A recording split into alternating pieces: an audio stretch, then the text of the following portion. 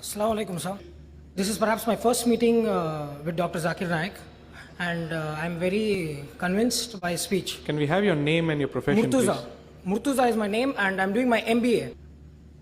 So I had a small question, sir. You have told me that Allah Pak knows that what each of us are going to do, what each of us are going to do next, why this world has been created, and where we lead to.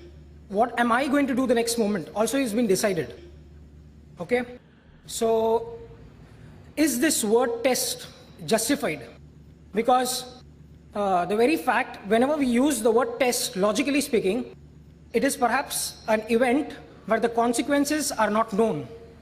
So, wherever we use the word test, that this world is a test, so are we justifying? Because if we already know, if Allah Pak knows what is the consequences going to be, where each of us are heading to, and what each of us are going to be, so why are we here? And understood the question, brother. So one question at a time, please. No, I just want to complete this thing, sir. You complete the question. Yeah. And already given a short if speech. you are the scientist, and if you have an experiment, and you know what is the consequences going to be, so why the experiment, and why do you want to do it? The brother asked a question. Inshallah, if the non-Muslims should come up first on the microphone, we prefer non-Muslim asking the question. Volunteers should see to it that non-Muslims should be brought front. If any non-Muslims, you're most welcome. You can walk through, you can break the queue, come in front. It will be preferable. Brother Murtaza asked a question that when a test takes place, the consequence is not known. If the consequence is known, where is the test? If a scientist does the experiment, he doesn't know the result. If he knows the result, then what's the test? Very good. No one is testing Allah. Allah knows the consequences, but Allah is not undergoing the test. We are undergoing the test. And you and I don't know the consequence. I don't know my consequence. I don't know I'm going to go to Jannah. If I had known I was going to go to Jannah, I wouldn't have come all the way to Madras. I traveled throughout the world. I sweat it out. I don't know. My Jannah is not secured. If my Jannah was secured, then why would I left my medical profession and flocked out here and this? I don't know. I'm not sure I'm going to go to Jannah. I'm asking for the grace of Allah subhanahu wa ta'ala. Be merciful, put me in Jannah. I pray to Allah subhanahu wa ta'ala. I cannot say, oh, I'm a great guy, I'll go to Jannah. The consequences is not known to the person who undergoes the test. You do not know whether you go to hell or heaven, I don't know.